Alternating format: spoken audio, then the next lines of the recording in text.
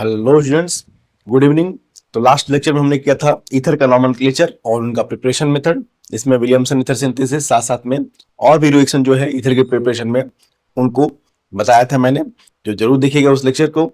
अब आज हम कंप्लीट रिएक्शन ईथर के और एपॉक्साइड्स, एपॉक्साइड मतलब 3 मेंबर जो साइक्लिक ईथर होते हैं, ठीक है। ईथर के, ओपन चेन ईथर के साथ साथ में साइक्लिक ईथर के 3 मेंबर साइक्लिक ईथर के सारे रिएक्शन सिंगल लेक्चर में आज हम कर लेंगे कंप्लीट। चलिए शुरू करते हैं। छोटा सा पोर्शन है। पहला है reaction of ether with strong acid. अब जरा देखो, ईथर जो है लेविस बेस की तरह काम करेंगे। क्यों भाई? ईथर का स्ट्रक्चर क्या है? आर ओ आर, है कि नहीं? अब वो के पास लोन पेयर, दो लोन पेयर है, ठीक है। इसका मतलब ईथर जिनके पास लोन पेयर हो कैसे काम करते हैं? लेविस बेस की तरह। ऑब्वियस है ये एसिड से ईथर कैसे काम करेंगे? लेविस बेस की तरह। और ये एसिड से रिएक्शन करेंगे। तो लिखा हुआ है ethers react with mineral acid जैसे HCl HNO4 से रिएक्शन करके बनाते हैं oxonium salt. Simple acid base reaction है। जरा देखिए, मान ले हमने लिया है डाई एथाइल ईथर मतलब एथॉक्सी एथेन। मतलब ईथर क्या करेगा इसमें? ओ अपना लोन पेयर देके H+ से कंबाइन हो जाएगा। ओ अपना लोन पेयर देके H+ से कंबाइन हो जाएगा। देखो जरा, ओ अपना लोन पेयर देके H+ के साथ क्या बना लेगा? बॉन्ड बना लेगा। तो C2H5। अब O पे क्या आएगा? ऑब्वियस है भाई, O 3 बॉन्ड बनाएगा तो पे क्या आएगा? Plus charge, OHCl। तो ये कहलाते हैं oxonium salt. Oxonium salt OH+Cl-। तो ये है डाईएथाइल डाईएथाइल डाईएथाइल ऑक्सोनियम क्लोराइड। डाईएथाइल क्या है? Oxonium chloride. या लोन पर देखिए H+ से बॉन्ड बना लिया, क्या बन जाएगा? ये सॉल्ट है, डाईएथाइल ऑक्सोनियम क्लोराइड। सल्फ, ठीक है, सल्फ्यूरिक एसिड लेंगे तो हाइड्रोजन सल्फेट बन जाएगा, नाइट्रेट भी बन जाएगा। जरा वो भी रिएक्शन देख लेते हैं। लेकिन ये सारे रिएक्शन सेम है, कोई भी ईथर हो सकता है। इन जनरल लिख दे रहे हैं, इन जनरल कोई भी ईथर हो। ROR इसका रिएक्शन H2SO4 से कराएंगे। तो क्या करेंगे? वो अपना लोन पेयर देके H+ से बॉन्ड बना लेगा। अब क्या बन जाएगा? RO OH+ HSO4-, die alkyl, ठीक है, ऑक्सोनियम हाइड्रोजन सल्फेट। अब एल्काइल ग्रुप ये R और R ग्रुप सेम भी हो सकते हैं, अलग अलग भी हो सकते हैं। उन बातों का इस रिएक्शन से कोई संबंध नहीं है। सिंपल एसिड बेस रिएक्शन है जहां ये इथर कैसे काम कर रहे हैं? लेविस बेस की तरह। वो अपना लोन पेयर दे रहा है H+ को। तो ये क्या कहलाएगा? Die alkyl. अब एल्काइल कुछ भी हो सकता है भाई, मिथाइल इथाइल जो भी हो। Die alkyl oxonium hydrogen sulphate. Die alkyl oxonium hydrogen sulphate. Note कर लीजिए। मेन है, याद नहीं करना है, रिएक्शन के कैरेक्टर को समझना है किस टाइप से क्या हो रहा है। तो आप दोनों में देखेंगे, चाहे HNO3 भी ले सकते हैं कि वो अपना लोन पेयर देके H+ के साथ क्या बना रहे हैं? बॉन्ड।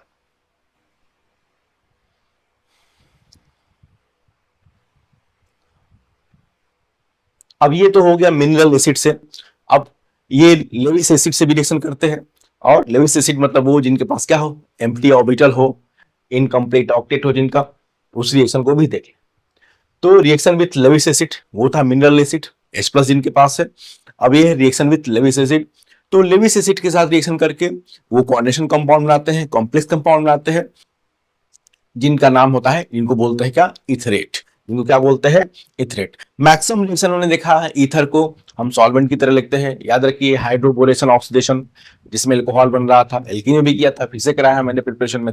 हाइड्रोबोरेशन ऑक्सीडेशन में क्या लेते हैं? Alkene plus B2H6 THF, tetrahydrofuran, जहां सॉल्वेंट था। तो उस केस में वो क्या बनाते हैं? ईथर इथरेट्स बनाते हैं। जरा देख लीजिए उसको। तो ROR, मान लो हमने ले लिया BF3। तो BF3 भाई, बी के पास, O के पास है लोन पेयर, बी के पास क्या है? खाली ऑर्बिटल। O के पास है लोन पेयर, बी के पास क्या है? खाली खाली ऑर्बिटल। तो ये क्या बना लेगा? Coordination compound. ये भाई BF,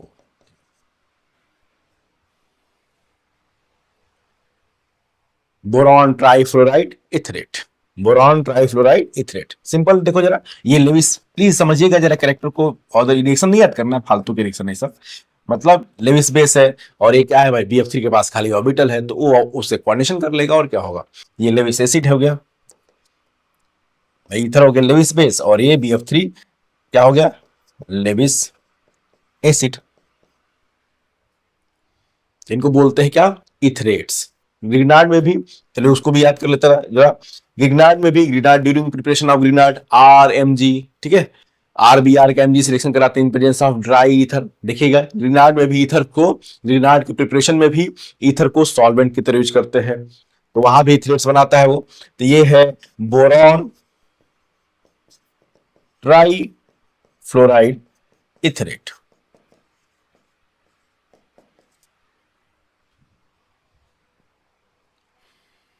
इवन ग्रिग्नार्ड के साथ, चलो उसको भी देख लेते हैं। वैसे हमने ग्रिग्नार्ड में उस बात को किया है।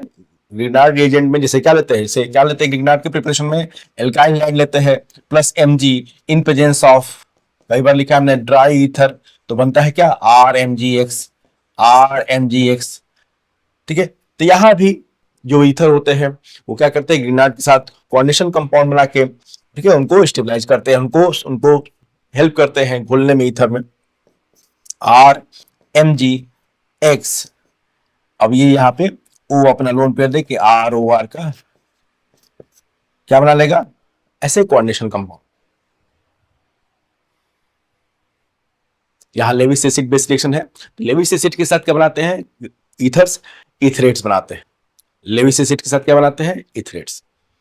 नेक्स्ट देखते हैं reaction, reaction with most important जो है वो ये रिएक्शन है। पहले देख लेते हैं रिएक्शन विथ PCl5, उसके बाद मोस्ट इंपॉर्टेंट मैं बता रहा हूं। अगर ठीक है, रिएक्शन तो सारे इंपॉर्टेंट है वैसे, लेकिन मोस्ट इंपॉर्टेंट जो इथर की रिएक्शन है वो है रिंग ओपनिंग ऑफ एपॉक्साइड। याद रखिएगा, मैं तो सब करा दूंगा लेकिन इंपॉर्टेंट भी जानना है। मतलब ऐसे रिएक्शन जो आपको फ्रिक्वेंटली मिलेंगे वो है रिंग ओपनिंग ऑफ ईथर्स, एपॉक्साइड्स खासकर, और reaction of ether with HX, hydrogen halide. ऐसे इनके क्वेश्चन आपको बोर्ड में, नीट में, मेंस, एडवांस समय मिलेंगे, लेकिन हम लोग सारे क्वेश्चन करेंगे। आप जरा देखिए PCl5 से रिएक्शन, जब ईथर का रिएक्शन PCl5 से कराते हैं, ईथर का रिएक्शन क्या कराते हैं PCl5 से, तो एल्काइल हैलाइड के मॉलिक्यूल बनते हैं। क्या बनता है, एल्काइल हैलाइड। देखो ये क्या है, मेथॉक्सी एथेन, तो इतने कार्बन का एक हैलाइड बन जाएगा, इतने कार्बन का हैलाइड, और इस कार्बन का अलग हैलाइड बन जाएगा। तो एक बनेगा CH3CH2Cl, क्या बनेगा CH3CH2Cl। दोनों पोर्शन को मार्क कर लीजिए, जानबूझ के मैंने अनसिमेट्रिकल ईथर लिया है, इतने पोर्शन का अलग हैलाइड क्लोराइड और इतने पोर्शन का अलग क्लोराइड बन जाएगा। तो क्या बनेगा CH3CH2Cl plus CH3Cl plus POCl3, ethyl chloride plus methyl chloride plus POCl3, phosphorus oxychloride, ethyl chloride plus methyl chloride. Symmetrical लेंगे तो दोनों सेम हो जाएंगे और क्या होगा, तो ये है रिएक्शन विथ PCl5।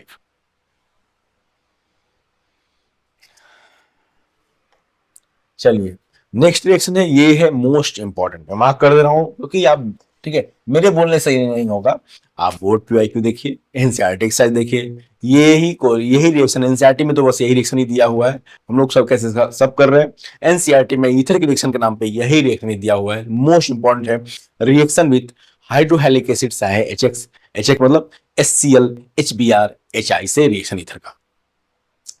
तो एलिफैटिक ईथर जो होते हैं हाइड्रोजन हैलाइड से रिएक्शन करके, ठीक है, वो लैंग्वेज लिखने की मतलब नहीं है हमारे लिए, मैंने लिख रखा है, उससे कोई रिएक्शन देखते ही समझ में आ जाएगा। Aliphatic ether HBr HCl HI से रिएक्शन करके क्या बनाते हैं, एल्काइल हैलाइड और एल्कोहल। क्या बनाते हैं पहले वो हम देखेंगे, एल्काइल हैलाइड और एल्कोहल। लेकिन अगर ये HX एक्सेस में है, HCl HBr HI एक्सेस में है, तो जो एल्कोहल बना है that will further react and will form other molecule of alkyl halide also. जरा देखिए, जैसे ये है ईथर, वही चलते हैं मेथॉक्सी एथेन का ही एग्जांपल लेते हैं। इसका रिएक्शन हमने करा है HI से, HI HCl HBr जो भी हो, तो पहले क्या बनेगा, पहले बनेगा CH3I प्लस CH3CH2OH। वो हम देखेंगे कैसे, बिल्कुल मैकेनिज्म इसका इंपॉर्टेंट है, मेन तो यही है, इस रिएक्शन का मैकेनिज्म हमको देखना है क्योंकि इसमें क्वेश्चन आता है। ये क्या बनेगा, क्या बनेगा पहले जब ईथर का एक मॉलिक्यूल HI से रिएक्शन करेगा एक मॉलिक्यूल से, तो क्या बनेगा, एल्काइल हैलाइड बनेगा और क्या, एल्कोहल। लेकिन अगर HI लिखा है क्वेश्चन में एक्सेस है, क्वेश्चन में लिखा रहेगा, आपको चिंता करने की जरूरत नहीं है। अगर HI HCl HBr एक्सेस है तो क्या होगा, ये जो एल्कोहल बना है, हमने पढ़ा एल्कोहल में, बिल्कुल एल्कोहल भी तो HX से रिएक्शन करते हैं, एल्कोहल भी तो HCl HBr HI से रिएक्शन करते ही है। अब जरा देखो, अगर HI के 2 मोल है, एक्सेस है, वो लिखा रहेगा, तो ये जो एल्कोहल बना है, this alcohol will further react with hydrogen halide, will further react with hydrogen halide. अब यहां से H2O निकल जाएगा और एक और एल्काइल हैलाइड बन जाएगा, CH3CH2I। अब जरा देखिएगा, जानबूझ के मैंने एग्जांपल लिया है अनसिमेट्रिकल ईथर का। हमने देखा था ईथर 2 टाइप के होते हैं, जब O के दोनों साइड चीजें कार्बन चेन सेम हो, ठीक है, उनको बोलते हैं सिमेट्रिकल ईथर, जैसे एथॉक्सी एथेन। और जब O के दोनों साइड कार्बन चेन अलग अलग हो, उसको क्या बोलते हैं, अनसिमेट्रिकल ईथर। अब कुछ सोच के है मैंने एग्जाम्पल अनसिमेट्रिकल का लिया है, ताकि इस रिएक्शन का मेन बात समझाया जा सके। तो जरा इस रिएक्शन को लिख लें, उसके बाद हम देखते हैं कि कैसे इसका प्रोडक्ट लिखना है। मैकेनिज्म लिखने को नहीं आएगा, लेकिन उससे कुछ सीखेंगे, वो हमारे प्रोडक्ट लिखने में काम आएगा। इसलिए मैकेनिज्म जानना इसका बहुत जरूरी है, मोस्ट इंपॉर्टेंट यही रिएक्शन है, ठीक है। आप बस क्वेश्चन देखिए, पता चल जाएगा कि कौन सा रिएक्शन मोस्ट इंपॉर्टेंट है, कौन सा बकवास है।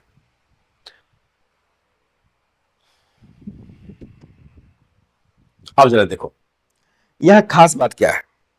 पहले स्टेप में मैंने क्या कहा कि जब ईथर का रिएक्शन HI HBr HCl से कराते हैं, तो पहले क्या बनता है, एल्काइल हैलाइड बनता है और एल्कोहल बनता है। क्या बनता है, एल्काइल हैलाइड और एल्कोहल। अगर जो HX है, HI HBr HCl अगर एक्सेस में है, तो एल्कोहल भी फर्दर रिएक्शन करके और एक और मॉलिक्यूल एल्काइल हैलाइड का बना देता है। यही रिएक्शन है HX से। अब इंपॉर्टेंट क्या है, पहले जरा पहले रिएक्शन में देखिए, खासकर पहले में जब HI का पहला मोल लिया है, तो मैंने क्या बनाया है, CH3I और CH3CH2OH। क्या बनाया है मैंने, मिथाइल आयोडाइड और एथेनॉल बनाया है।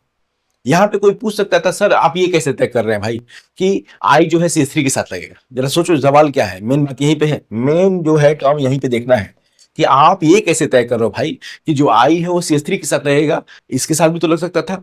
मतलब कोई भी कह सकता है सर ये एक ऐसा भी तो प्रोडक्ट हो सकता है, आपने ये लिखा है, आपने ऐसा क्यों नहीं लिखा कि CH3OH बनेगा, मतलब I जो है CH3CH2 के साथ लग जाए, I जो है CH3CH2 के साथ लग जाएगा और मेथनॉल बन जाएगा। आपने ऐसा क्यों नहीं लिखा है, जरा सोचिएगा सवाल। जब सवाल सोचेंगे तभी तो जवाब आएगा। भाई कुछ प्रॉब्लम है तब तो उसका सोल्यूशन है। पहले समस्या समझिए, हमको क्या जानना है आखिर में कि आप ये कैसे तय करेंगे मिथाइल आयोडाइड बनेगा, एथाइल क्यों नहीं बन गया, एथाइल आयोडाइड क्यों नहीं लिखा आपने। क्योंकि अगर आप नहीं जानेंगे इसका मैकेनिज्म, रैंडम करेंगे तो बिल्कुल अब इतने में ही जाए तो हमने मैंने क्या लिखा है, एल्काइल हैलाइड बनता है, एल्कोहल बनता है, तो बन तो गया एल्काइल हैलाइड अल्कोहल, वो क्यों नहीं, फिर वो आंसर क्यों नहीं था, व्हाई नॉट एथाइल आयोडाइड, ये मिथाइल आयोडाइड ही क्यों लिखा, क्या जानकारी चाहिए, तो ये हमको जानना है, अदरवाइज गलत हो जाएगा। प्लीज वो गलत है तो गलत है, तो इसका मतलब कुछ जानकारी है किसी, ठीक है, मैकेनिज्म जो बेस्ड है। तो चलिए देखते हैं, फिर वहां पर हम समझ जाएंगे। क्योंकि क्वेश्चन में जब इसका क्वेश्चन आएगा तो आपको यही एक्सपेक्ट किया जाएगा कि आप कौन सा हैलाइड और कौन सा अल्कोहल बना रहे हैं। देखो जरा समस्या समझो, अगर रैंडम करेंगे तो एथाइल मिथाइल आयोडाइड को एथाइल आयोडाइड नहीं बन सकता था, वो भी तो एल्काइल हैलाइड ही है। मिथाइल आयोडाइड और sorry ethyl iodide plus methanol लिख देते, फिर आपने क्यों नहीं लिखा। लेकिन मैं कह रहा हूं अगर आपने वो लिखते तो गलत हो जाता। आप जरा देखिए क्यों, तो उसके लिए हमको क्या जानना है, मैकेनिज्म। जो ये सवाल मैंने पूछा है बस यही क्वेश्चन ही आता है इस वाले कैटेगरी में, इस रिएक्शन में यही क्वेश्चन आता है कि कौन सा हैलाइड कौन सा अल्कोहल बनेगा। आप पूरा देखिएगा इसमें, इस पोर्शन में, इस रिएक्शन के रेफरेंस में यही क्वेश्चन आएगा। ये गिवन ईथर है, इसका HBr HCl HI से करा रहे, तो कौन सा हैलाइड कौन सा अल्कोहल बनेगा, यही सवाल ही आता है। उसके लिए हमको कुछ जानना है, बस उस पर ध्यान देना है। अब जरा देखो इसका मैकेनिज्म, CH3CH2 मान लो हमने यही लिया, इसी का एग्जाम्पल ले लिया। अब एसिडिक मीडियम है, HI है HBr है Cl है। अभी हमने देखा ईथर क्या करते हैं, H+ से मिल जाते हैं, ऑक्सोनियम सॉल्ट बनाते हैं। तो पहले क्या होगा, HI जो है, HI से HI HBr जो भी हो, उससे वो अपना लोन पेयर देके H+ से प्रोटोनेट क्या हो जाएगा, प्रोटोनेट हो जाएगा।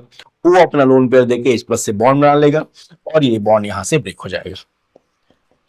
ये तो सिंपल एसिड बेस रिएक्शन हो गया। वो अपना लोन पेयर देके H+ से बॉन्ड बना लेगा और I- फ्री हो गया। नोट करिए जरा, ये तो अभी ऑक्सोनियम सॉल्ट लिखा ही था, वही है पहले स्टेप में ये हो। अब जरा देखो, अब जो नेक्स्ट रिएक्शन है,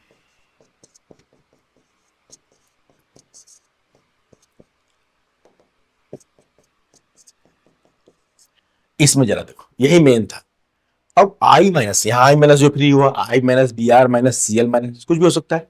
I- क्या करेगा, I- इस कार्बन पे रिएक्शन करेगा। कौन से कार्बन पे, CH3 वाले पे। और इसी को हम लोग लिखेंगे कि क्यों CH3 वाले पे।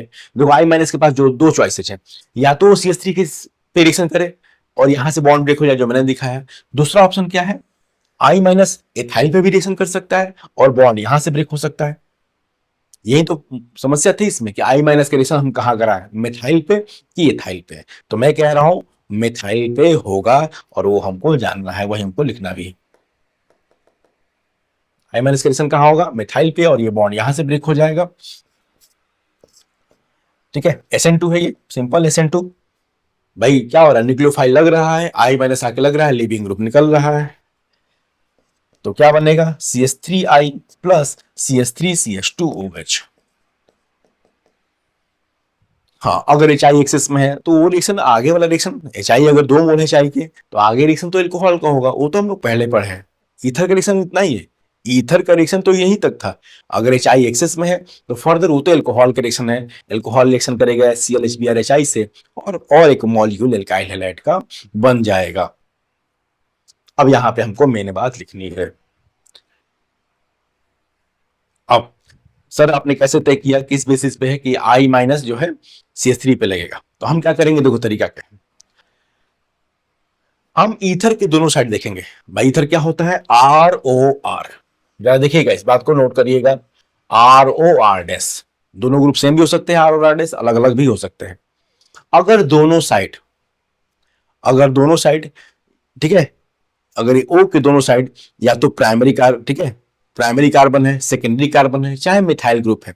O के दोनों साइड प्राइमरी कार्बन है, चाहे सेकेंडरी कार्बन है, चाहे क्या है, मिथाइल ग्रुप है। ठीक है, इफ, नोट करके इस बात को लिख लीजिए, यही हमको जानना है प्लीज, यही मेन बात है जो अभी लिखी जा रही है। If on both side of oxygen, भाई ROR की बात कर रहे हैं हम, R और R- की बात कर रहे हैं। If on both side of oxygen there is only primary carbon oblique secondary carbon oblique methyl group.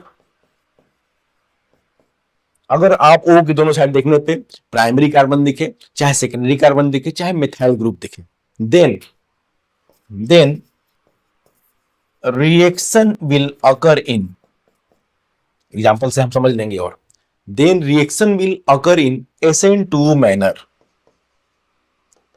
Then reaction will occur in SN2 manner.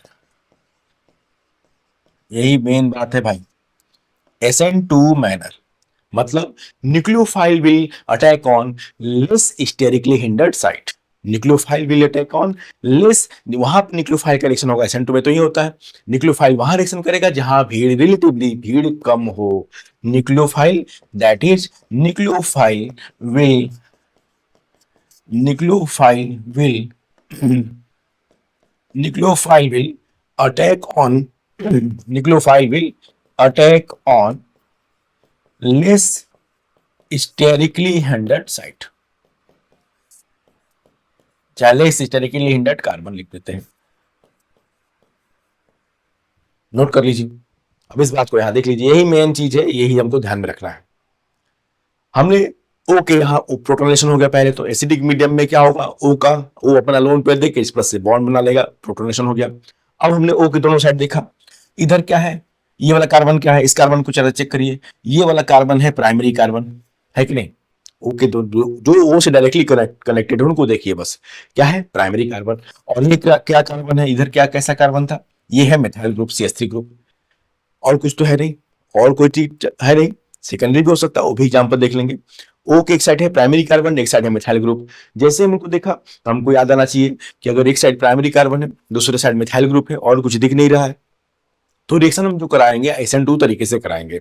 SN2 कर बोलने का मतलब है, SN2 मैनर बोलने का मतलब है कि न्यूक्लियोफाइल जो है, न्यूक्लियोफाइल कहाँ रिएक्शन करेगा, उस कार्बन पे उस साइड रिएक्शन करेगा जहां भीड़ कम हो। तो ऑब्वियस है हल्का कौन सा ग्रुप है, स्टेरिक हिंड्रेंस कहाँ कम है, स्टेरिक हिंड्रेंस मिथाइल पे, तो I माइनस मिथाइल पे रिएक्शन करेगा और बॉन्ड यहां से ब्रेक होगा। जो कंफ्यूजन था यही तो था कि भाई I माइनस का रिएक्शन CH2 पे कराएं कि CH3 पे, तो मैं कह रहा हूं यहाँ पे रिएक्शन SN2 तरीके से हुआ है, I माइनस CH3 पे रिएक्शन करेगा जहां भीड़ कम है और बॉन्ड यहां से ब्रेक हो जाएगा। इस बात को नोट कर लें, सवाल हो जाएगा। अब एग्जाम्पल और देख लेंगे। पूरा इसमें क्वेश्चन ही यही आता है, जो ये सवाल था कि किधर से ब्रेक होगा। इतना कि देखिए कंफर्म है, ईथर में जब रिएक्शन होगा तो या तो बॉन्ड यहां से ब्रेक होगा ईथर का, भाई O के दोनों साइड कार्बन चेन जुड़ी है, तो ये तो या तो ये वाला R बॉन्ड O ब्रेक होगा या R dash bond O break होगा, और कुछ नहीं होगा। या तो R बॉन्ड हो या R डैश बॉन्ड हो, कौन सा होगा वही हमको जानना है, वही कंडीशन हमको जाननी। क्वेश्चन सारे करा दे रहा हूं मैं ताकि कोई कंफ्यूजन ना रहे। बोर्ड में भी यही सवाल मेनली आएगा, पूरा एनसीईआरटी तो आप देखो, खुद देखो यार, मेरे भरोसे मत रहो। मैंने कहा सवाल करिए, जितना आप क्वेश्चन करेंगे आपको क्लियर होता जाएगा कि कौन सी बात क्यों बोली जा रही है, क्यों उस पर जोर दिया जा रहा है। चलिए एक और एग्जाम्पल देख लें इसका, फिर आगे बढ़ेंगे।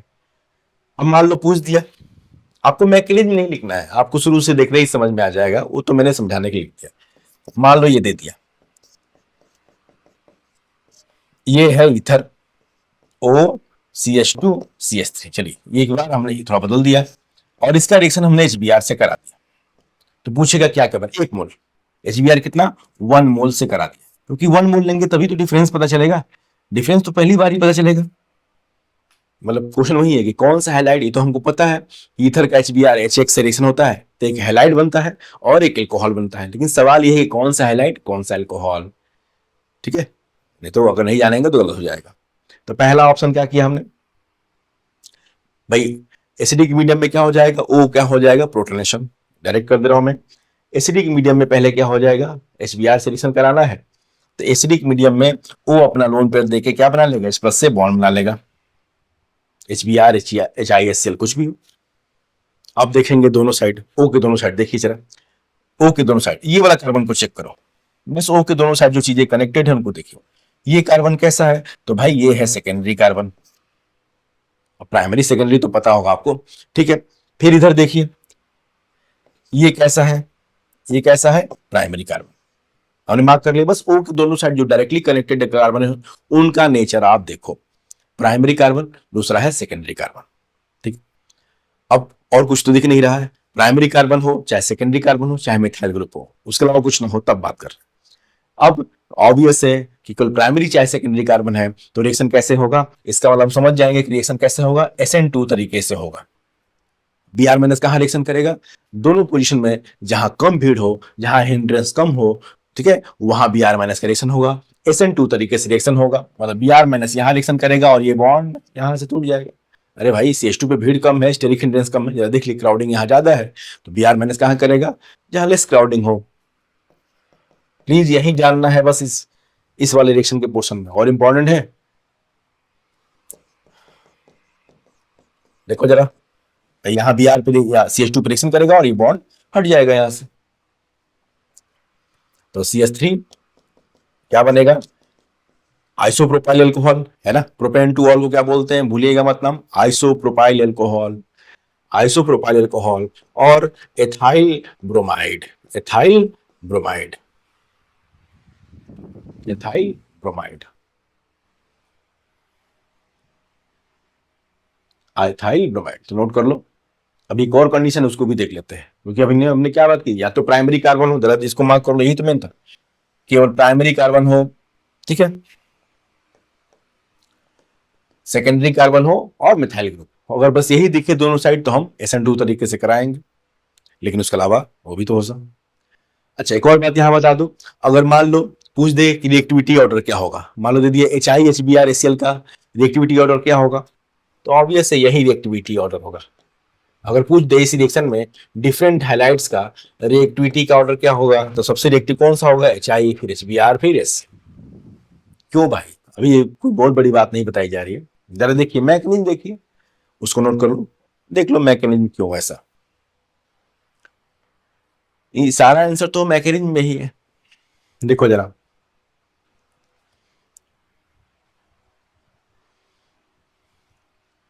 मैकेनिज्म में देखो, इस स्टेप में देखिए जरा क्या हो रहा है। वो अपना लोन पेयर देके H प्लस से बॉन्ड बना रहा है, वो अपना लोन पेयर देके H प्लस से बॉन्ड बना रहा है, और यहां से आई निकल जा रहा है। Br को तो Br निकल जाएगा, Cl को तो Cl निकल जाएगा। तो ऑब्वियस से जितना यहाँ पे ये बॉन्ड कमजोर होगा, HX बॉन्ड, उतना तेजी से रिएक्शन होगा कि नहीं। सबसे अच्छा, सबसे कमजोर बॉन्ड किसका है पूछा जाए, HBr HCl में सबसे कमजोर बॉन्ड, ठीक है, H बॉन्ड X किसका है, HI का। लेंथ ज्यादा है भाई, आई का साइज ज्यादा है, HI सबसे कमजोर है, सबसे आसानी से ब्रेक होगा HI। सबसे फास्ट रिएक्शन किस में होगा, HI में कम, ठीक है। उससे स्लो HBr में, सबसे स्लो HCl में। HF में तो इसे ऑब्जॉर्व भी नहीं होगा, इसलिए उसका तो नाम भी नहीं ले रहा है। जितना HX बॉन्ड कमजोर होगा उतना ही तेजी से रिएक्शन होगा, क्योंकि देखो ब्रेक हो रहा है। हम तो यही चाहेंगे ना कि आसानी से ब्रेक हो जाए, इसके ब्रेक होने का एक्टिवेशन एनर्जी क्या हो, कम हो। तो सबसे कम किस में होगा, HI में, ऑब्वियस है। ठीक है, इस बात को ध्यान में रखना है। अब हम बात करेंगे कि भाई कुछ और हो तो। आप जरा देखिए, अब थोड़ा सा क्वेश्चन बदलते हैं। अब मान लो पूछ दिया, एग्जाम का ही, बोर्ड का ही क्वेश्चन लेके, एग्जाम्पल लेके करते हैं। इसका रिएक्शन HI से कराएंगे तो क्या बनेगा, इसका रिएक्शन HI से कराएंगे तो क्या बनेगा। तो पहले मैं प्रोडक्ट लिखता हूं, फिर मैं मेन बात बता देता हूं। इस केस में बनेगा टर ब्यूटाइल आयोडाइड, पहले प्रोडक्ट। और याद नहीं करना, मैंने कहा याद नहीं करना है, वो समझना है कि कैसे हुआ। अगर हम टर ब्यूटाइल, ये कौन सा है, टर ब्यूटाइल मेथाइल ईथर, टर ब्यूटाइल मेथाइल ईथर का HI से कराएंगे तो क्या बनेगा, टर ब्यूटाइल आयोडाइड और मेथाइल अल्कोहल चाहे मेथेनॉल। अब ऐसा क्यों है भाई, रिएक्शन मैकेनिज्म वही का वही, रिएक्शन मैकेनिज्म तो वही होगा, हमको थोड़ा सा समझना है मेन बात।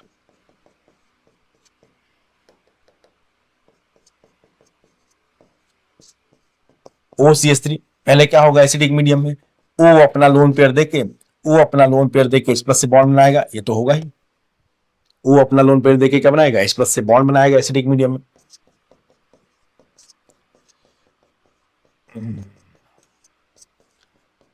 O प्लस और ये CH3। अब जरा देखो, I माइनस, I माइनस कहाँ रिएक्शन करेगा, वो तो प्रोडक्ट देख के लग भी रहा होगा। हमको तो समझना है कि ऐसा क्यों किया गया है, क्या आखिर में इसमें कैरेक्टर है। तो I माइनस जो है इस बार यहां रिएक्शन करेगा इस कार्बन पे, और ये बॉन्ड यहां से ब्रेक हो जाएगा। जहां ज्यादा भीड़ है वहां उस कार्बन पे रिएक्शन करेगा I माइनस, और ये बॉन्ड यहां से ब्रेक हो जाएगा। आप प्रोडक्ट देख लीजिए, बन गया। तो इसको क्या लिखते हैं, कौन सा रिएक्शन होगा इस बार, SN1 माइनर। ये रिएक्शन कौन सा हो गया, तो ये रिएक्शन कैसे होगा, इस बार रिएक्शन कैसे होगा, SN1 तरीके से। SN1 माइनर मतलब nucleophile will react on that carbon which have more steric hindrance. Nucleophile will react on that carbon which have more steric hindrance. चलिए इस बात को नोट कर लेते हैं कि ये किस बेसिस पे किया गया है।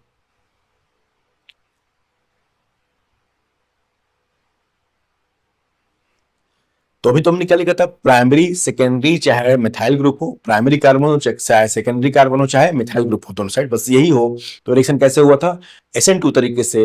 न्यूक्लियोफाइल वहां रिएक्शन करेगा जहां भीड़ कम हो। लेकिन अब दूसरी बात, अब दूसरा portion, if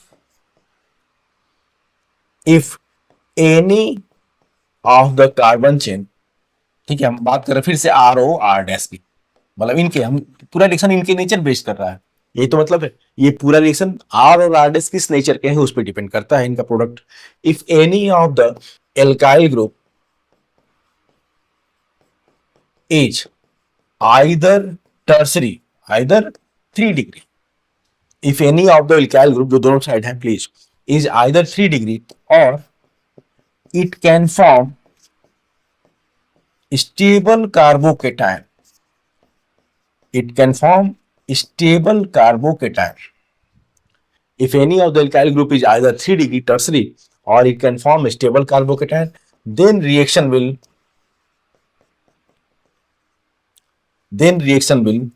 occur in SN1 manner. I hope कि आप SN1 मैनर का मतलब समझ गए कि न्यूक्लियोफाइल वहां रिएक्शन करेगा जहां भीड़ ज्यादा हो, ज्यादा। तो चेक करिए जरा, मतलब जहां कार्बोकेटाइन बनने के, स्टेबल कार्बोकेटाइन जहां से बनेगा वहां पे I- का रिएक्शन होगा। अब जरा देख लीजिए, इसको नोट कर ले, फिर उस रिएक्शन को देख लेते हैं।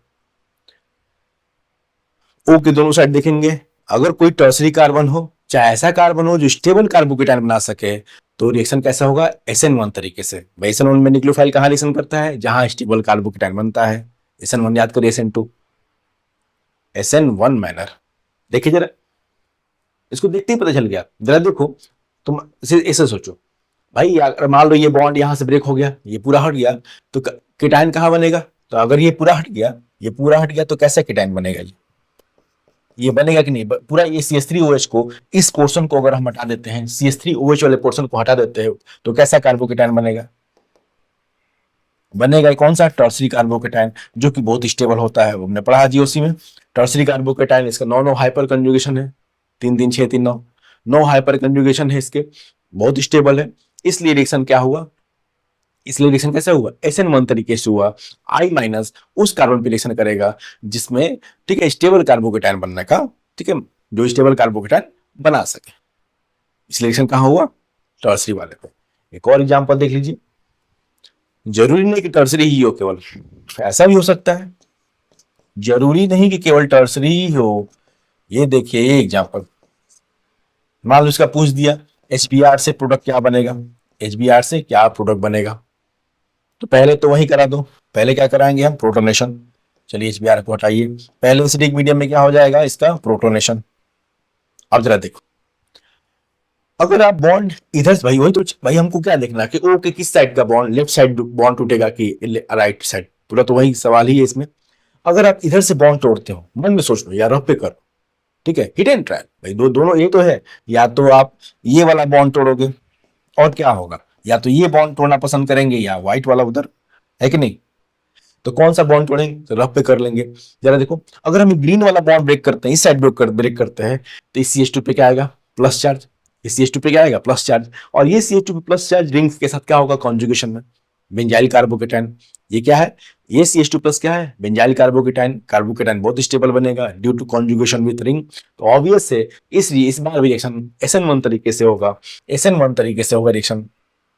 और क्या होगा? Br- कहां रिएक्शन करेगा? उस कार्बन पे। Br- will react on that carbon which can form more stable carbocation, जो कि बेंजाइल कार्बोकेटाइन। तो केवल टर्सरी जरूरी नहीं है, रीजन दोनों का सेम है। टर्सरी में भी क्यों हो रहा था कि वहां स्टेबल कार्बोकेटाइन बन रहा था, यहां भी वही रीजन है। तो क्या बनेगा?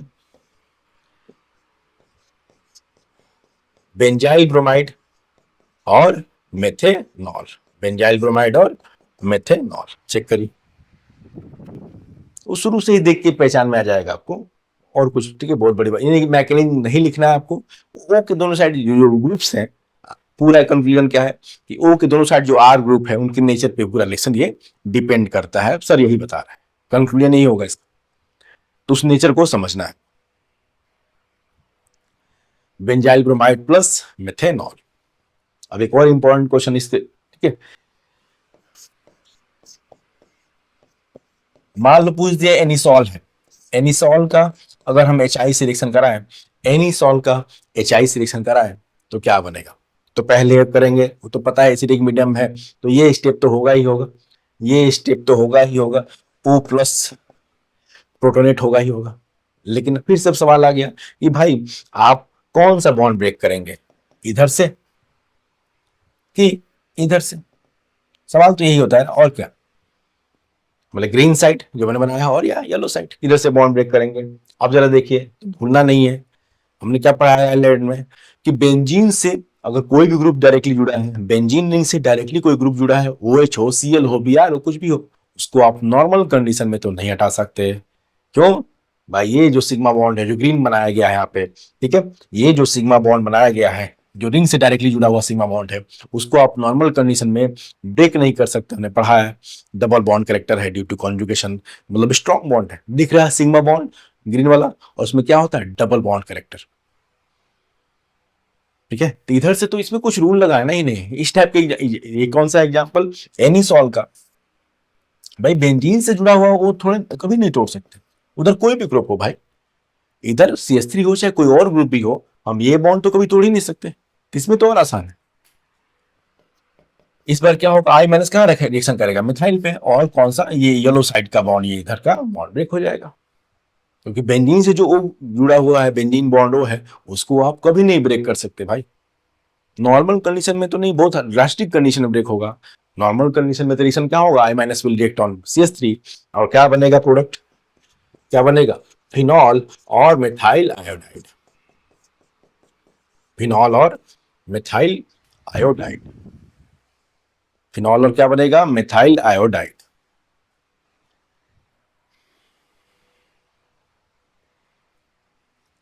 एक यहाँ पे बड़ा इंपॉर्टेंट एग्जांपल, उसको नोट कर लीजिए। अगर अभी हमने देखा कि टर्ड ब्यूटाइल, थोड़ा फिर से जाते हैं क्वेश्चन पे, टर्ड ब्यूटाइल मिथाइल ईथर का HI से रिएक्शन करा दिया तो क्या बनता है, अभी प्रोडक्ट लिखा था, इस पे लगता है आई, भाई यही तो लगता है आई,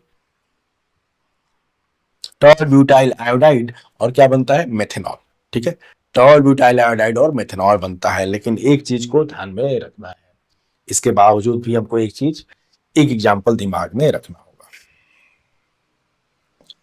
अगर दे दिया ये रिएक्शन, वही टर्ड butyl methyl ether, टर्ड butyl methyl ether, और इसका रिएक्शन कराना है किससे, HI in presence of anhydrous ether, anhydrous water नहीं है, ठीक है, एनहाइड्रस ईथर, याद रखिए, एनहाइड्रस ईथर अगर दे दिया, फिर रिएक्शन होगा SN2 तरीके से। क्यों भाई, SN1 किसमें सपोर्टेड होता है, polar protic solvent like water, ठीक है, फेवर्स SN1 रिएक्शन, यहां वाटर का एब्सेंट है, ठीक है, वाटर एब्सेंट है तो कार्बोकेटाइन का फॉर्मेशन फेवरेबल नहीं होगा, कार्बोकेटाइन को स्टेबलाइजिंग फैक्टर कुछ है ही नहीं, भाई वाटर क्या था, पोलर प्रोटिक सॉल्वेंट, उस टाइप के सॉल्वेंट क्या करते हैं, SN1 को सपोर्ट करते हैं। ईथर क्या है, पोलर तो है, बहुत कम पोलरिटी होती है उनकी, लेकिन ईथर क्या होते हैं, अप्रोटिक, पोलर और अप्रोटिक किसको सॉल्वेंट कर, जैसे हमने सब SN2 लिखा था, polar aprotic solvent like DMF,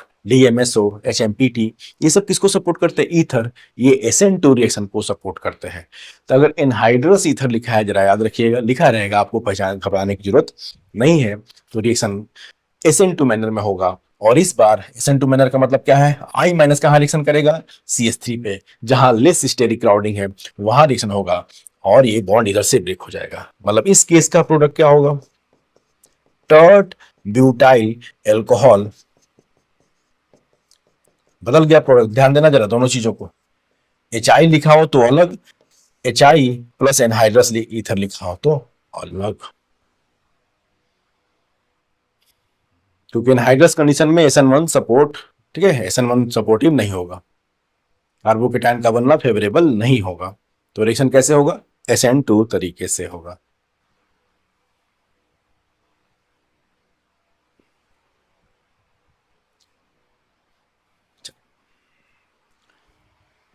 next reaction देखते हैं, तो ये बड़ा इंपॉर्टेंट रिएक्शन था, रिएक्शन ऑफ एपॉक्साइड्स। मैंने कहा ये रिएक्शन लास्ट लॉ और एपॉक्साइड्स का रिएक्शन। एपॉक्साइड्स क्या होते हैं, तो एपॉक्साइड क्या होते हैं, three membered cyclic ether, three membered cyclic ether को क्या बोलते हैं, एपॉक्साइड्स। क्यों हम इन्हीं की बात कर रहे हैं, जरा देखो, हमने सारे नाम लिख रखे, ये था क्या, शुरुआत में लास्ट लेक्चर में करा ही दिया मैंने नॉमेनक्लेचर, ऑक्सीडेन था ये साइक्लिक ईथर में सबसे, ठीक है, ऑक्सीडेन, ऑक्सीटेन, ये तो पढ़िएगा उसको, ये है ऑक्सोलेन, और ये क्या है, ऑक्सेन, ठीक है। सबसे रिएक्टिव कौन सा होगा, साइक्लिक के तरीके नहीं कि सारे के सारे ईथर रिएक्टिव होते हैं, ठीक है, सबसे रिएक्टिव जो है साइक्लिक ईथर में कौन होगा, थ्री मेंबर और थोड़ा बहुत फोर मेंबर वाला। क्यों, एंगल स्ट्रेंथ, सबसे ज्यादा हमने पढ़ा एंगल स्ट्रेंथ किसमें होता है, ट्राइंगल में, बेयर्स स्ट्रेंथ थ्योरी पढ़ रखे हमने, सबसे ज्यादा एंगल स्ट्रेंथ किसमें है, three member cyclic ether, epoxide, और थोड़ा बहुत ये ऑक्सीटेन में एंगल स्ट्रेंथ की दिक्कत है, ये सब रिएक्टिव नहीं होते हैं। आप देखेंगे इसका नाम क्या है, आप जरा देखो, इनके कोई रिएक्शन नहीं है, THF यही तो है। आखिर में ये जो फाइव मेंबर जिसका नाम हमने ऑक्सोलेन बोला, ये टेट्राहाइड्रोफ्यूरॉन है, ये तो खुद ही सॉल्वेंट की तरह यूज किया जाता है, ये खुद रिएक्टिव नहीं होता है, तो किसमें एंगल स्ट्रेंथ है नहीं, बहुत कम है एंगल स्ट्रेन, और वो तो उसमें तो है ही नहीं। तो रिएक्शन एपॉक्साइड्स, ठीक है, ईथर रिएक्टिव होते हैं साइक्लिक ईथर, लेकिन कौन से? सबसे रिएक्टिव है 3 मेंबर। अगर हम रिएक्टिविटी का ऑर्डर देखें तो इनके रिएक्टिविटी का यही ऑर्डर है, ठीक है। मोस्ट रिएक्टिव कौन है? 3 मेंबर साइक्लिक ईथर, और उन्हीं का रिएक्शन हम पढ़ेंगे, क्या है? एपॉक्साइड्स, उन्हीं का रिएक्शन पढ़ेंगे, रिएक्शन ऑफ एपॉक्साइड्स, ठीक है। आई होप कि आप रिएक्टिविटी का ऑर्डर समझ गए हो। एक रिएक्टिविटी ऑर्डर का रीजन क्या है? Angle strain. Most angle strain किसमें है? ट्रायंगल में, ऑक्सीरेन में। अब जरा देखो, एंगल स्ट्रेन है तो ऑब्वियस है कि रिएक्शन भी जब ये करेगा, ठीक है, अपने रिएक्शन में क्या कोशिश करते हैं ये, कि इनका रिंग ओपन हो जाए, रिलीफ हो जाए एंगल स्ट्रेन से। भाई रिंग की वजह से क्या है, इनमें एंगल स्ट्रेन है, तो ये रिएक्शन में कोशिश क्या करते हैं कि इनका एंगल स्ट्रेन रिलीफ हो जाए, रिंग ओपन हो जाए। तो एपॉक्साइड क्या देते हैं? कैसे रिएक्शन? रिंग ओपनिंग रिएक्शन देते हैं। एपॉक्साइड क्या देते हैं? रिंग ओपनिंग रिएक्शन देते हैं, ताकि अपना एंगल स्ट्रेन को वो कम कर सके, एंगल स्ट्रेन से रिलीफ हो सके। अब ये जो रिंग ओपनिंग रिएक्शन है एपॉक्साइड का, दैट डिपेंड्स ऑन मीडियम। किस मीडियम? दो ही रिएक्शन, ज्यादा है नहीं। रिंग ओपनिंग एसिडिक कंडीशन में, रिंग ओपनिंग बेसिक कंडीशन में। जरा देख लीजिए, रिंग ओपनिंग एसिडिक कंडीशन, पहले हमने समझा क्या, कौन सा रिएक्शन देंगे? रिंग ओपनिंग रिएक्शन, ताकि उनको एंगल स्ट्रेन से रिलीफ हो जाए। अब वो रिंग ओपनिंग जरा देखिए, वो कंडीशन डिपेंडेंट है। Ring opening in acidic condition, क्या है? Acidic medium. Ring opening in acidic medium. आप जरा देखो, मान लो ये है एपॉक्साइड, नाम क्या है इसका? नाम जरूर लिखिएगा, प्रिफर्ड नेम। 2 देखो एपॉक्साइड में नंबरिंग कहां होती है? इस ओ से शुरू करते नंबरिंग, 1 2 3। भाई इसका, ये किसका डेरिवेटिव है? 3 मेंबर साइक्लिक ईथर को क्या बोलते हैं? क्या? ऑक्सीरेन। ऑक्सीरेन, तो इसका नाम क्या होगा? 2 डाइमेथाइल ऑक्सीरेन। 2 dimethyl oxirane. अगर इसका पूछ दिया है रिएक्शन कराइए H3O प्लस से, H3O प्लस का मतलब क्या हुआ? Acid catalysed hydration. Acid catalysed hydration, तो देखो क्या, आप प्रोडक्ट देखो, एसिड कैटलाइज्ड हाइड्रेशन।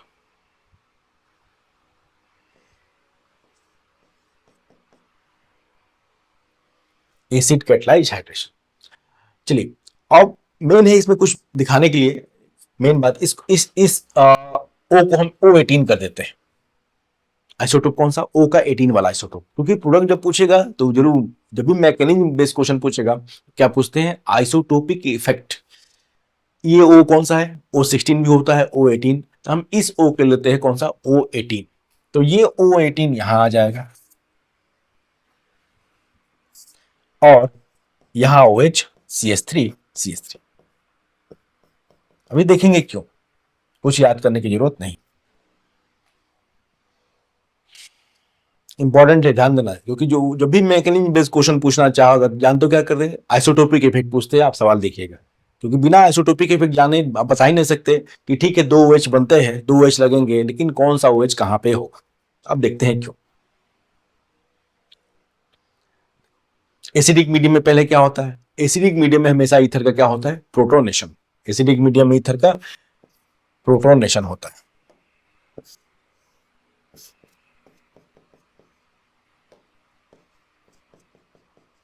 पहले एसिड के प्रेजेंस में क्या हो जाएगा? एसिड कैटलिस्ट के प्रेजेंस में ओ अपना लोन पेयर देके H+ से बॉन्ड बना लेगा।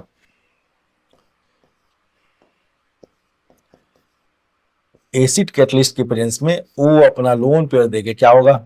H+ से बॉन्ड बना लेगा। ये देखो, नोट करिए।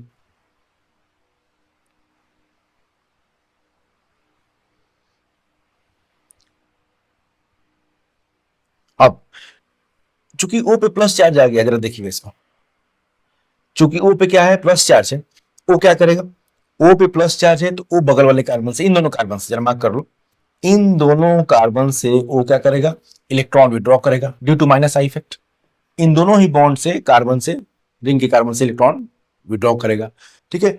अब इन पे भी इलेक्ट्रॉन डिफिशियंसी होगी, तो इस कार्बन पे भी पार्शियल पॉजिटिव आएगा, इस कार्बन पे भी पार्शियल पॉजिटिव आएगा। आएगा कि नहीं? भाई वो इलेक्ट्रॉन, भाई माइनस आई इफेक्ट, एक तो खुद ही इलेक्ट्रोनेगेटिव, उसमें प्लस चार्ज और बढ़ गया तो क्या होगा, वो बगल वाले कार्बन से उनको भूखा करेगा, उनका इलेक्ट्रॉन अपनी ओर खींचेगा, तो इन दोनों कार्बन पे भी पार्शियल पॉजिटिव चार्ज आएगा। पार्शियल इसलिए कि बॉन्ड नहीं ब्रेक हुआ अभी, बस इलेक्ट्रॉन शिफ्ट हो गए, इंडक्टिव इफेक्ट। मैं बोल रहा हूं माइनस आई इफेक्ट की बात। अब नेक्स्ट स्टेप में वाटर का रिएक्शन कराना है। न्यूक्लियोफाइल क्या है, वाटर। वाटर के पास दो ऑप्शन है। पहला, या तो वो इस कार्बन पे रिएक्शन करे या तो वो इस कार्बन पे रिएक्शन करे। रिएक्शन इन्हीं दोनों कार्बन पे होगा। रिंग में क्या है, एपॉक्साइड में दो कार्बन है, एक ऑक्सीजन है, तो रिएक्शन हमेशा न्यूक्लियोफाइल जो है, जो भी न्यूक्लियोफाइल लेंगे, हमने वाटर लिया है, कुछ और भी ले सकते हैं, बहुत सारे न्यूक्लियोफाइल होते हैं, ठीक है। एसिडिक कंडीशन में क्या होगा, न्यूक्लियोफाइल के पास दो ऑप्शन है, या तो इस कार्बन पे रिएक्शन करे या तो उस वाले का। अब जरा देखो तो क्या होगा, न्यूक्लियोफाइल इस केस में उस कार्बन पे रिएक्शन करेगा, न्यूक्लियोफाइल उस कार्बन पे रिएक्शन करेगा जहां पे पार्शियल पॉजिटिव चार्ज स्टेबलाइज हो, जहां पे partial positive charge relatively stable हो, वहां पे न्यूक्लियोफाइल का क्या होगा, रिएक्शन। तो क्या रिएक्शन करेगा, मतलब H2O will react on. Obvious जरा देखो, इस कार्बन पे जो है पार्शियल पॉजिटिव चार्ज ज्यादा स्टेबलाइज हो रहा है ड्यू टू मिथाइल का, मिथाइल ग्रुप का प्लस आई इफेक्ट, तो वाटर वहां रिएक्शन करेगा और ये बॉन्ड रिंग खुल जाएगा यहां से। लेकिन जरा एरो देखिएगा, एंटी मैनर में रिएक्शन हो रहा है। रिएक्शन किस तरह हो रहा है, एंटी मैनर। अगर ऊपर से OH बना हुआ है तो वाटर क्या हुआ, न्यूक्लियोफाइल जो है, ठीक है, अपोजिट साइड से रिएक्शन करेगा। एरो इंपॉर्टेंट है, ओरिएंटेशन भी ध्यान देना है। एक OH इधर है तो एक OH इधर बनाया है मैंने, ट्रांस डाइऑल बनेगा, ट्रांस डाइऑल, ट्रांस कंडीशन में जरा देख लीजिए कंडीशन, उधर OH बना हुआ है तो water will attack on from opposite side on that carbon of the ring, on that carbon of the ring which has more stabilize partial positive charge. Shortcut में न्यूक्लियोफाइल वहां रिएक्शन करेगा जहां भीड़ ज्यादा हो। यही तो मतलब हुआ। रिएक्शन किस मैनर में हो रहा है, इसका मतलब एसिडिक कंडीशन में, एसिडिक कंडीशन में रिएक्शन SN1 तरीके से हो रही है, SN1 मैनर में हो रहा है। Nucleophile is attacking on that carbon of the ring which has more steric hindrance. बार बार ना लिखना पड़े, हम लोग कई बार लिख चुके हैं। एसिडिक मीडियम में क्या होगा, न्यूक्लियोफाइल कहां रिएक्शन करेगा, जहां भीड़, उस कार्बन पे जहां भीड़ ज्यादा हो। अब इसका प्रोडक्ट बनाइए तो CH3 ये कौन सा था, मैं भूल गया लिखना, ये O18 था, याद रखिए, उसको लिखते रहिए। भाई हमारा रिंग का ऑक्सीजन कैसा था, वो 18 वाला ऑक्सीजन था, आइसोटोप 18 आइसोटोप था, तभी तो पता चलेगा कि वो कहां चला गया। ये CH3 यहां लगेगा OH2 प्लस, और ये देखिए O18 हमारा यहां अपीयर हो जाएगा, O18 will appear here. Check करिए, अब इसी में से वाटर, भाई न्यूक्लियोफाइल है, वाटर अपना लोन पर देख के H2O यहाँ बॉन्ड बना रहा है तो पे क्या आ जाएगा, प्लस चार्ज। अब इसी में से H प्लस निकल जाएगा, कैटलिटिक है, कैटलिटिक हाइड्रोलिसिस है, तो कैटलिस्ट का H प्लस जो यहाँ कंज्यूम हुआ था वो यहाँ से H प्लस हटा दो और फाइनल प्रोडक्ट हमारा आ गया। देख लो करके, ये वाला प्रोडक्ट हमारा आ गया। तो क्या याद रखना है, रिंग ओपनिंग एसिडिक कंडीशन में क्या होगा, न्यूक्लियोफाइल वहां रिएक्शन करेगा उस कार्बन पे। भाई ऑब्वियस है, सिंपल। देखो जरा कंडीशन क्या है, ठीक है, तीन भाई मेंबर है टोटल, दो कार्बन एक ऑक्सीजन, तीन मेंबर है टोटल। ऑक्सीजन में होगा क्या, अपोक्साइड में क्या होगा, दो ऑक्सीजन दो कार्बन एक ऑक्सीजन।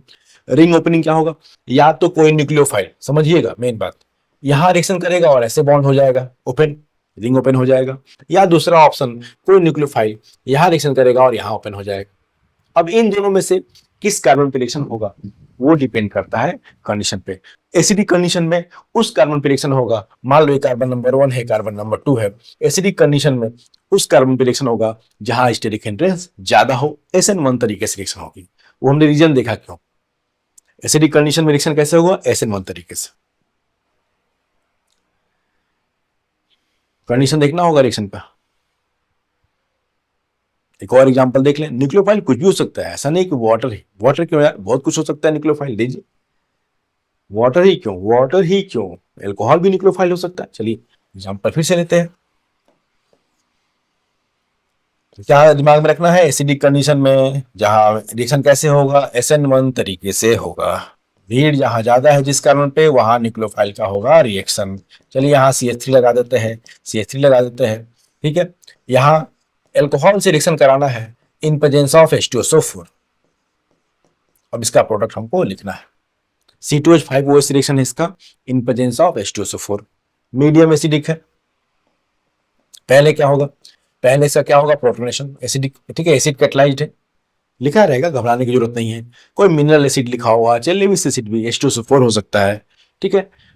AlCl3, BF3 ये सब कैटलिस्ट भी हो सकते हैं। अब क्या होगा, पहले O का प्रोटोनेशन हो गया, एसिडिक कंडीशन है तो रिएक्शन किस तरह होगा, पहले लिख लेंगे, रिएक्शन किस मैनर में होगा, SN1 तरीके से होगा। मतलब ये जो न्यूक्लियोफाइल है एल्कोहल, एल्कोहल कहाँ रिएक्शन करेगा, तो जहां भीड़ ज्यादा हो, जिस कार्बन पे रिंग के जिस कार्बन पे क्राउडिंग ज्यादा है वहां न्यूक्लियोफाइल रिएक्शन करेगा। ओ अपना लोन पेयर देके यहां रिएक्शन करेगा और ये बॉन्ड ब्रेक कर दो यहां से। लेकिन हमेशा जो OH है और जो ये न्यूक्लियोफाइल है वो कैसे ओरिएंटेशन में होंगे, ट्रांस ओरिएंटेशन में। जरा देख लीजिए, रिंग उधर से ब्रेक हो रहा था और न्यूक्लियोफाइल का रिएक्शन मैंने अपोजिट साइड से दिखाया है। जो भी दो भाई OH उधर होगा और इधर क्या होगा, इधर देख लेते हैं अभी, लेकिन उनका ओरिएंटेशन क्या होगा, ट्रांस ओरिएंटेशन होगा। चेक करिए यहाँ पे, तो प्रोडक्ट कैसा बनेगा, CH3, CH3 और यहां लगा देंगे O C2H5। प्लीज ओरिएंटेशन का ध्यान में रखना है, और ये OH चेक करिए, ये बनेगा। अब इसी में से H+ निकल जाएगा भाई, ये जो ठीक है कैटलिस्ट का H+, जो अपने कैटलिस्ट दिया है H+, इसी में से यहां से निकाल दो, बन गया प्रोडक्ट। इस बार क्या बनेगा, ईथर, ईथर एल्कोहल दोनों ग्रुप है इसमें।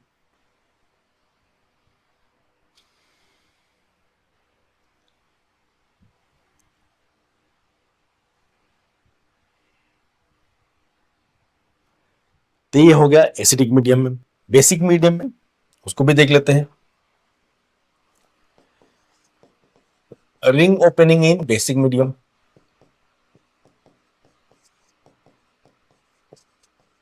Ring opening in basic medium, तो बेसिक मीडियम में जरा देखो कोई प्रोटोनेशन का ऑप्शन है नहीं।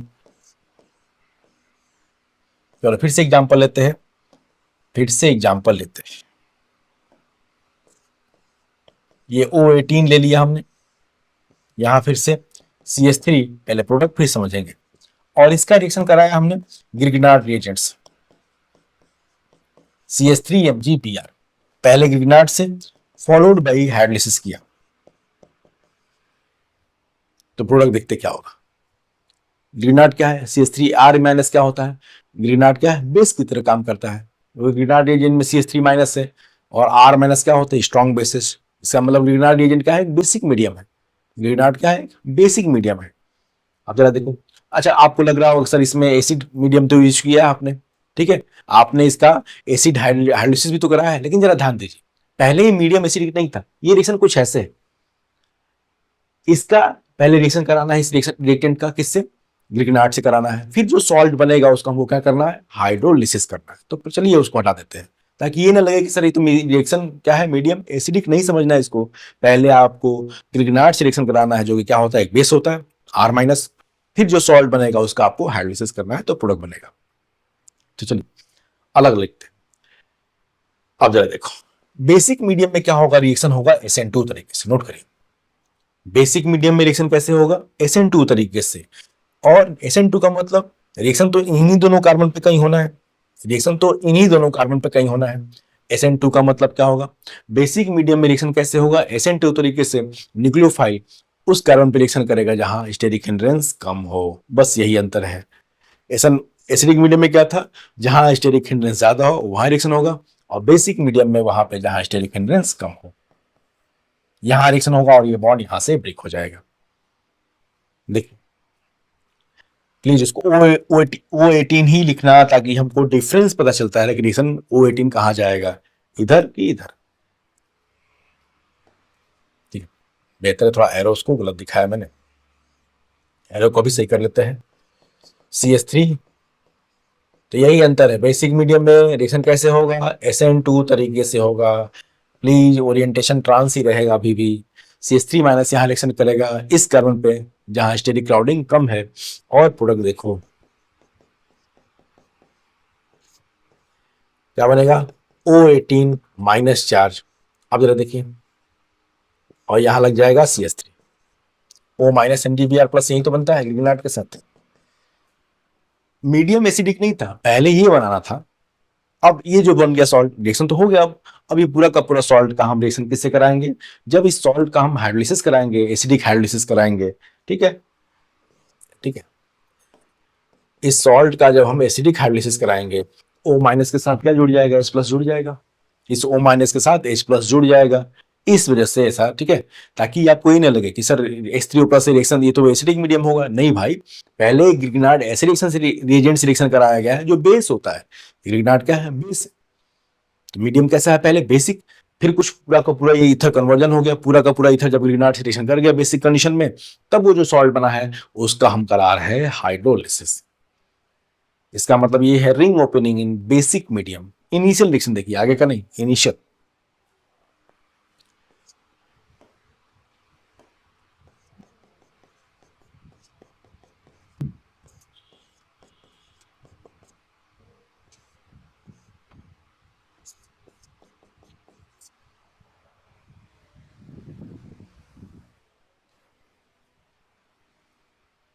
This is ring opening in basic condition.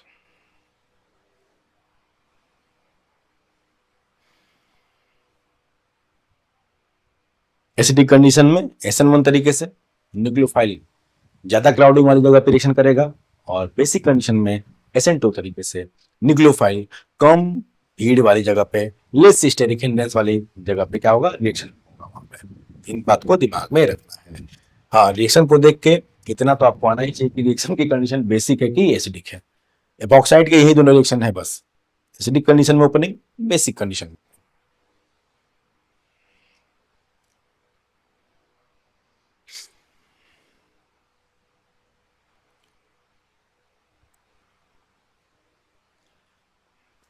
Next reaction देखते हैं, हाइड्रोलिसिस विथ H2SO4। ये तो सिंपल है, ईथर का हाइड्रोलिसिस कराएंगे, एसिटिक एसिड कैटालाइज हाइड्रोलिसिस, तो क्या बनाते हैं? एल्कोहल्स। ये तो सिंपल रिएक्शन है, इसमें कुछ खास दम नहीं है। CH3 CH2 OCH3, ठीक है, इसका हम करा रहे हैं हाइड्रोलिसिस, इसमें कुछ दम नहीं है खास, तो कहीं से ब्रेक कर दीजिए, इसमें फर्क नहीं पड़ेगा, ठीक है। क्या करो, एक जगह ब्रेक कर दो, कहीं से एक जगह H लगा दो, एक जगह OH लगा दो, तुम इधर से भी ब्रेक कर सकते हो, इसमें क्या फर्क पड़ेगा भाई? इसलिए ये रिएक्शन इतना इंपॉर्टेंट नहीं भाई। कहीं से जब H2 हाइड्रोलिसिस ही कराना है तो अल्कोहल ही बनेगा, अल्कोहल के 2 मोल बनेंगे। तुमको सर यहां से ब्रेक कराना है कि यहां से, ठीक है, खैर मैकेनिज्म अलग बात है, वो दूसरी बात है, लेकिन प्रोडक्ट लिखने के लिए हम इसमें कहीं से ब्रेक, जब हाइड्रोलिसिस ही करना है तो इधर से ब्रेक करा दो चाहे इधर से करा दो, देख लो करके किसी भी कंडीशन में आपको, ठीक है। यहाँ मैकेनिज्म की खास जरूरत मुझे नहीं लग रही है। एथेनॉल प्लस मेथेनॉल बन जाएगा, आप कहीं से ब्रेक करा के चेक कर लो। ये तो हाइड्रोलिसिस है। अंतर तो तब पता चलता है जब HI HBr में अंतर आपको दिखेगा।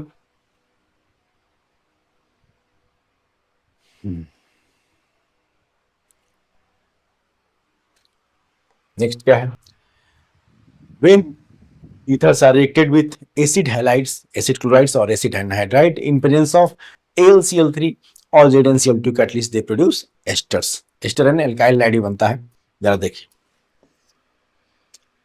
जैसे ये है डाई एथाइल ईथर। अभी हम मैकेनिज्म लिखेंगे इसका, और इसका रिएक्शन करा दे हम CH3COCl से, मैकेनिज्म देखेंगे तो समझ में आ जाएगा किसी का प्रोडक्ट लिखेंगे। चाहे यहाँ पे एसिड हैलाइड ले सकते हैं, एनहाइड्राइड भी ले सकते हैं एसिड का, इन प्रेजेंस ऑफ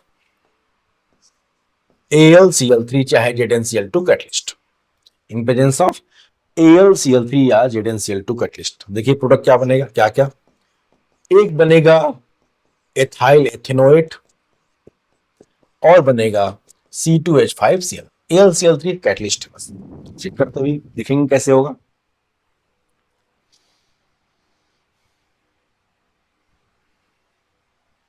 प्रोडक्ट लिखना भी आसान है भाई, एक, ठीक है, C2H5Cl अलग कर दो, बन तो गया प्रोडक्ट, यही तो हो रहा है।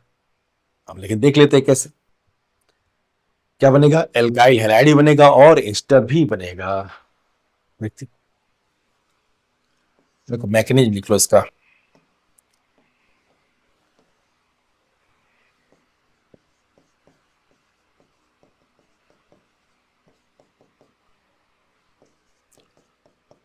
पहले CH3COCl एकदम रिएक्शन वैसे होगा जो फ्रिल क्राफ्ट एल्काइलेशन एसाइलेशन, खासकर फ्रिल क्राफ्ट एसाइलेशन पढ़ा आपने, पहले स्टेप तो वही है। फ्रिल क्राफ्ट एसाइलेशन में क्या बनता है, एसाइल कार्बोकेटायन बनता है, इंटरमीडिएट इलेक्ट्रोफाइल। तो पहले Cl अपना लोन पर देख के AlCl3 से बॉन्ड बनाएगा और यहां से बॉन्ड ब्रेक हो जाएगा, क्या बनेगा, एसाइल कार्बोकेटायन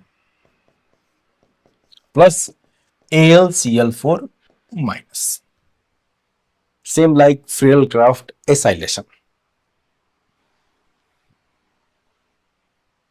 अब ईथर, ईथर भाई O के पास लोन पर है, ईथर न्यूक्लियोफाइल की तरह, ईथर जो है यहां रिएक्शन करेगा कार्बोकेटायन पे, ये जो एसाइल कार्बोकेटायन है, ठीक है, यहां रिएक्शन होगा ईथर का, बनेगा क्या, CH3 C double bond O C2H5 C2H5, देख लीजिए प्लस चार्ज, भाई ऑक्सीजन 3 बॉन्ड बना रहा है तो फॉर्मल चार्ज तो आना ही है।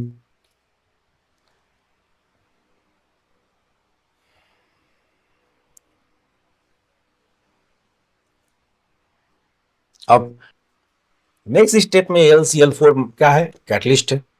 AlCl4 इससे AlCl4 माइनस से, देखो चलो यहीं से दिखा दे रहा हूं, यहां से आएगा Cl माइनस, Cl माइनस, ठीक है, Cl माइनस को आप यहां दिखा दीजिए बेहतर रहेगा, Cl माइनस, चलिए इसको ऐसे करो, AlCl4 में से Cl माइनस फ्री हो जाएगा, अरे AlCl3 कैटलिस्ट है फिर से फ्री हो जाएगा, तो यहां से आएगा Cl minus, Cl minus will react on C2H5 और ये बॉन्ड यहां से ब्रेक हो जाएगा, ठीक है, ये बॉन्ड यहां से ब्रेक हो जाएगा, समझो C2H5 पे क्या आएगा, प्लस चार्ज, वो Cl माइनस के साथ मिलकर क्या बना लेगा, C2H5Cl और एस्टर अलग हो तो गया।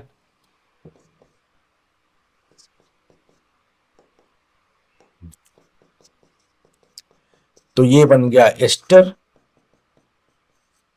और ethyl halide, ethyl chloride sorry, C2H5Cl।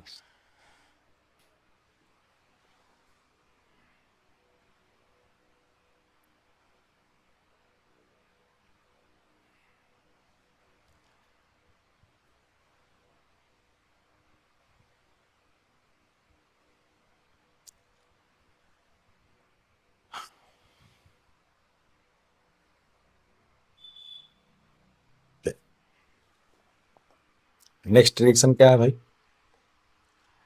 Halogenation, चलिए इतने इंपॉर्टेंट नहीं लेकिन हम लोग सब कर लेते हैं, तो कुछ छूटे नहीं।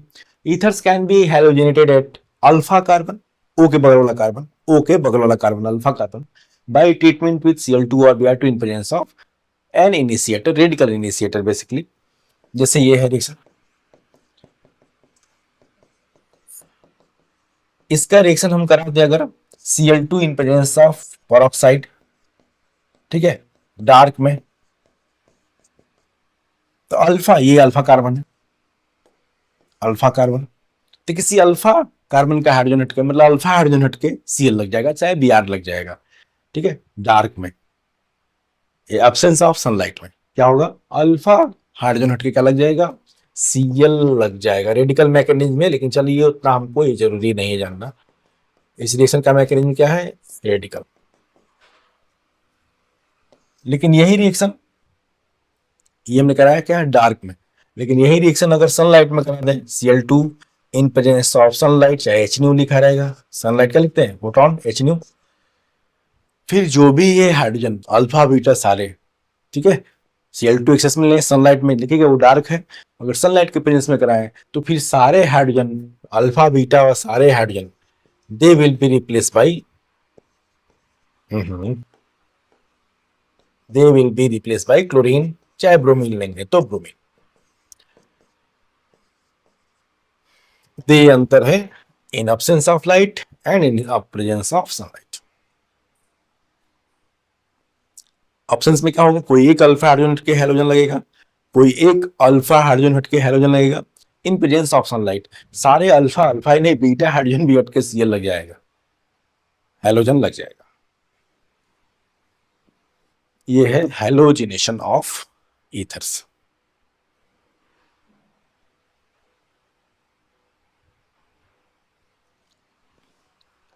Next reaction oxidation. When ethers are exposed to air and light, they form hydroperoxide. When ethers are exposed to air and light, they form hydroperoxides. Hydroperoxide क्या होते हैं? अनस्टेबल, और वो हीटिंग करने पे एक्सप्लोड कर जाते हैं, इसलिए उनका प्रेजेंस पहचानना जरूरी है। जैसे ये है एथॉक्सी एथेन, इसका O2 सनलाइट, O2H ही लिख दो, ठीक है।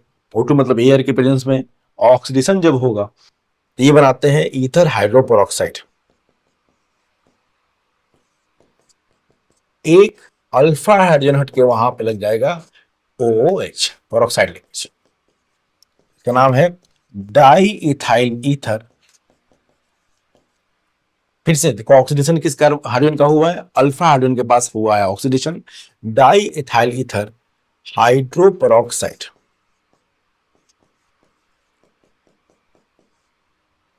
Diethyl ether hydroperoxide, diethyl ether hydroperoxide.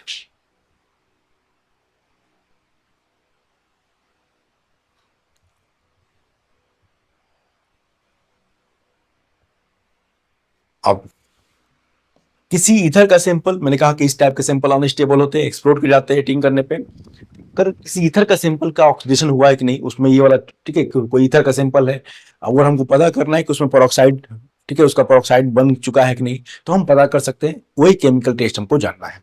Presence of peroxide, presence of peroxide in ether sample, presence of peroxide in ether sample can be detected as, कई सारे मेथड है, एक जो जान ले, ठीक है। मतलब इस टाइप के सैंपल रिएक्शन कराएंगे, अगर कोई ईथर का सैंपल है जिसको हम रिएक्शन में यूज करना है, क्यों जानना जरूरी है, ठीक है।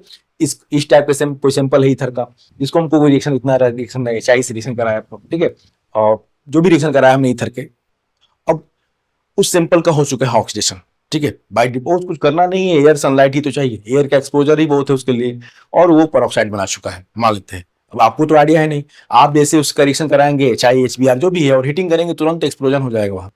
तो हमको अगर ईथर के सैंपल का यूज करना है, तो पहले ये हम चेक कर लेते हैं कि कहीं ऐसा तो नहीं कि उसमें इस टाइप का पेरोक्साइड बन चुका है, क्योंकि इस टाइप की चीजें तो हमारे रिएक्शन में, ठीक है, सही नहीं है उसको यूज करना।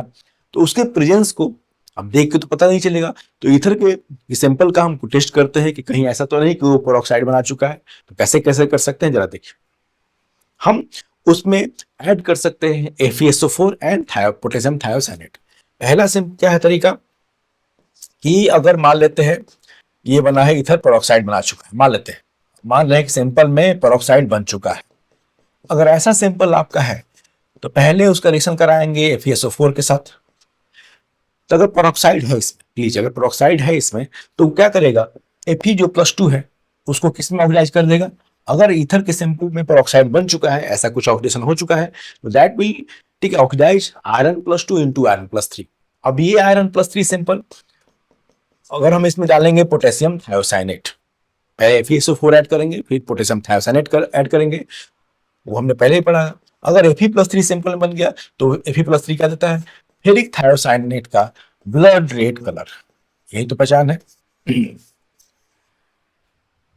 मतलब सिंपल में अगर पेरोक्साइड लिंकेज प्रेजेंट है और उसमें हमने FeSO4 डाला और KSCN डाला, तो हमको क्या मिलेगा, ब्लड रेड कलर मिलेगा। मतलब ऐसा मिल रहा है तो इसका मतलब सिंपल यूज करने लायक वो नहीं है। तो क्या होगा, ये पेरोक्साइड Fe+2 को Fe+3 में ऑक्सीडाइज कर देगा, and that Fe+3 will form blood red colour of ferric thiocyanate with potassium KSCN, blood red colour. और तरीका भी है, हम इसका इस सैंपल में KI ऐड कर सकते हैं, स्टार्च ऐड कर सकते हैं। दूसरा तरीका क्या है, ईथर पेरोक्साइड का हम इस सैंपल में KI ऐड कर देंगे। अगर पेरोक्साइड प्रेजेंट है तो I-1 को किसमें ऑक्सीडाइज कर देगा, आयोडीन में। KI को किसमें ऑक्सीडाइज कर देगा, आयोडीन में। और आयोडीन, एक तो इसका सैंपल कैसा हो जाएगा, जैसे ही आयोडीन बनेगा सैंपल वॉयलेट कलर का हो जाएगा, पहली पहचान तो यही है। जैसे कि आई ऐड करने पे सिंपल कैसा का हो जाएगा, आयोडीन के प्रेजेंस की वजह से अगर पेरोक्साइड है, peroxide will oxidize Ki into I2 and that will, ठीक है, impart violet colour to the solution. साथ साथ में I2 क्या करता है, स्टार्च के साथ क्या बनाता है, ब्लू कलर कॉम्प्लेक्स। आयोडीन का ये भी टेस्ट है, आयोडीन क्या करता है, स्टार्च के साथ ब्लू कॉम्प्लेक्स बनाता है। इन दोनों मेथड से हम डिटेक्ट कर सकते हैं कि वो सैंपल यूजेबल है कि नहीं, गिवन एथर सैंपल यूजेबल है कि नहीं, ये हम जान सकते हैं। नोट कर ले।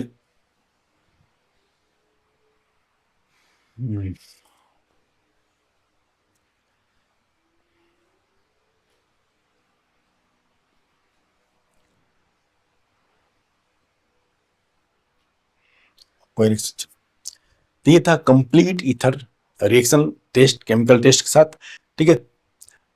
अब कोई रिएक्शन नहीं, और सबसे इंपॉर्टेंट मैं बता दे रहा हूँ कौन सा रिएक्शन है, रिंग ओपनिंग रिएक्शन, प्लीज उनको जरूर पढ़िए। और HiHBr के साथ जो कराया गया था SN2 और SN वाली बात की गई थी, वो तो रिएक्शन मतलब बोर्ड के लिए मोस्ट इंपॉर्टेंट है। पढ़िए, नोट्स बनाइए, क्वेश्चन लगाइए, कोई भी डाउट हो तो कमेंट बॉक्स में लिखिए। नहीं, मुझे लगता है कि इसके बाद कोई डाउट होगा, सवाल आपके हो जाएंगे, नहीं होंगे इनकेस नहीं हो पर ईथर के इस बेस पे क्वेश्चन, तो आप जरूर कमेंट बॉक्स में बताइए। थैंक्स। अब हम शुरू करेंगे, आज हमने एल्कोहल फिनॉल ईथर तक कंप्लीट कर लिया इस लेक्चर के साथ साथ। अब इसके बाद हम क्या करेंगे, एल्डिहाइड कीटोन को पढ़ेंगे। नेक्स्ट प्लेलिस्ट क्या बनाएंगे, एल्डिहाइड कीटोन का बॉक्स लिखिए कंप्लीट प्लेलिस्ट, और फिर उस सीक्वेंस में। Thank you.